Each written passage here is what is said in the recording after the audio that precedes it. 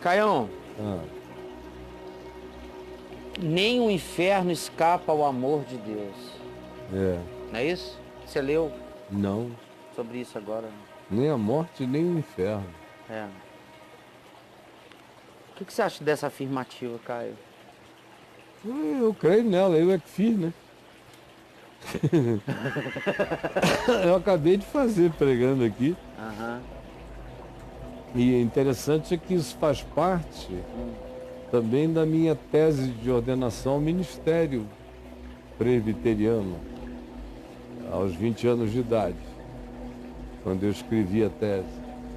E um dos textos, objeto de exame, de exegese, naquela tese era esse, de 1 Pedro, capítulo 3, esse que eu acabei de ler, Você leu agora. o qual foi e pregou aos espíritos em prisão. Porque a tese teológica, acadêmica, a interpretação, era que ele foi mesmo, está inclusive no credo apostólico, desceu ao Hades, não tem essa expressão? No credo apostólico, você na Igreja Católica. Da Igreja Católica crê em Deus Pai Todo-Poderoso, Criador do céu e da terra, e em Jesus Cristo, seu único Filho, nosso Senhor, que foi concebido pelo poder do Espírito Santo. Aí vai contando a história. Isso. Nasceu da Virgem Maria, padeceu sob Pôncio Pilatos, foi crucificado, morto, sepultado. Desceu ao... Subiu, Não, desceu ao Hades primeiro. desceu, Depois é que ele subiu ao céu. ressuscitou o terceiro dia, está sentado Mas à ele direita. ele desce ao Hades primeiro. Sim. Então está no credo apostólico. E de modo que os acadêmicos, quase sempre, a história inteira da igreja, não podiam conceber essa descida ao Hades, a não ser para declarar mesmo a vitória dele sobre o inferno, mas deixar todo mundo lá, né? Então uma vitória sobre o inferno que não tira ninguém do inferno, não venceu nada. Nada. Não venceu nada. Que vitória é essa? É o quê? É a expressão sádica mais cósmica que se possa imaginar? Um salvador que vai no inferno para fazer xixi na cabeça dos condenados? Ou que entra lá só para gritar, Pra zombar. viu? Uma espécie de salvador Donald Trump que vai fazer bullying no inferno. Sei, cara. Foi lá fazer bullying com os caras.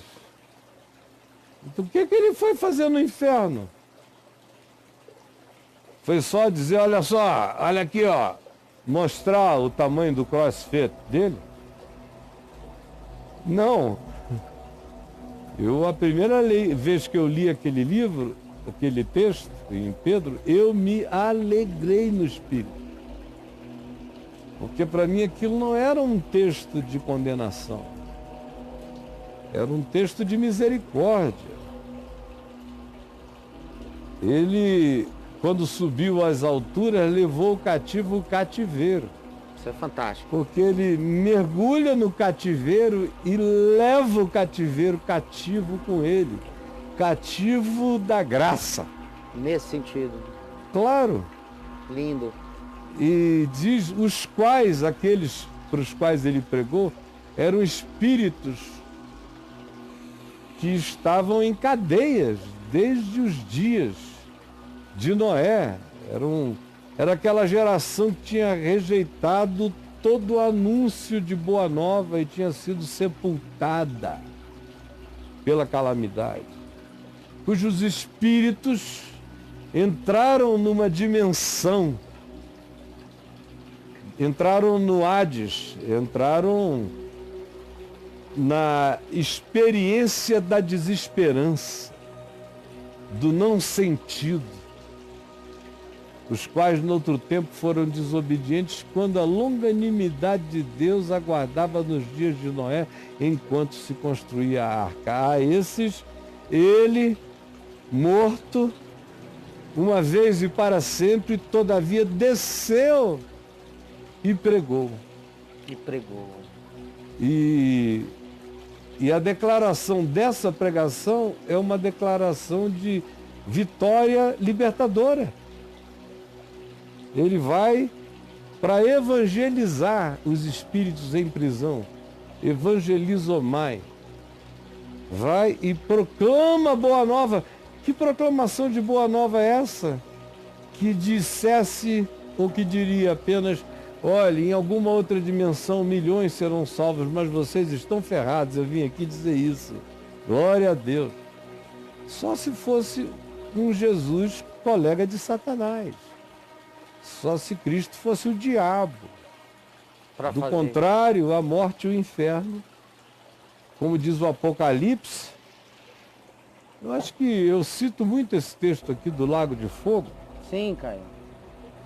Mas eu não tenho lido, eu ando com preguiça de ler.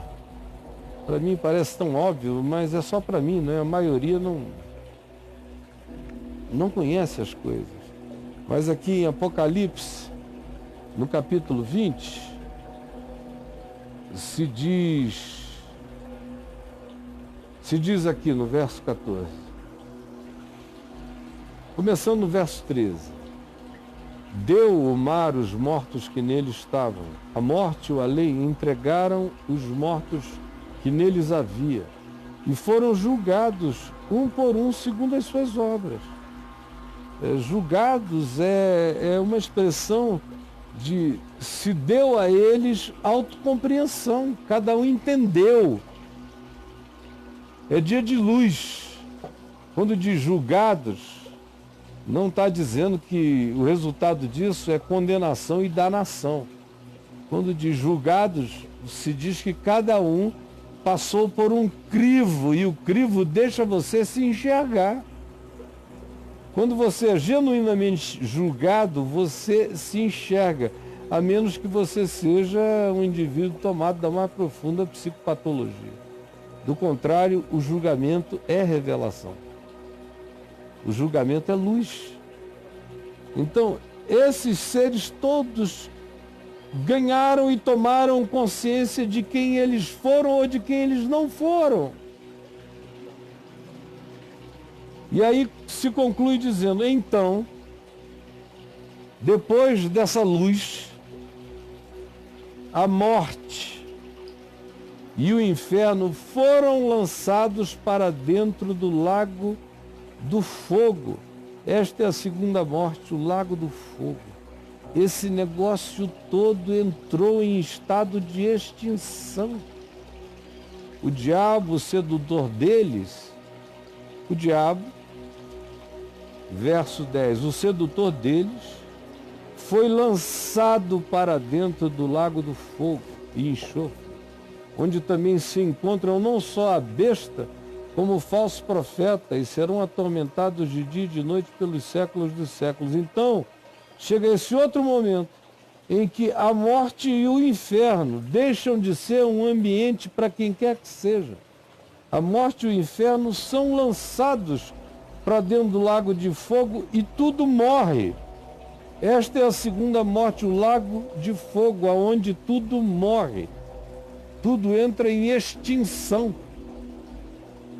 De modo que o que não seja manifestação que o indivíduo assuma para si no julgamento da luz, que traz consciência de si, consciência do amor de Deus, tudo aquilo que não seja salvo por essa declaração, cai e mergulha no estado de extinção, de não ser, de não existência. De modo que o nosso querido Marrom, enquanto eu respondia sobre a ida de Jesus ao inferno, ele voltou salvo de lá. Isso, deixou tudo que sobrava de si no lago de deixou, fogo. foi tudo para o lago de fogo. Rapaz, foi para uma região, como Jesus chamou, foi para um lugar escuso. Verdade. Coisas de um programa ao vivo, né? Coisa. E não trouxe cativo aquele cativeiro, graças a Deus, que é o importante, né, irmão? Deixa ele lá. As coisas velhas se passaram. Desde que tudo se fez novo. Exatamente. Desde que tu és o bom perfume de Cristo Jesus. Amém, irmão. Mas Marrom olha para trás e fala, estou na Nova Jerusalém agora. inveja.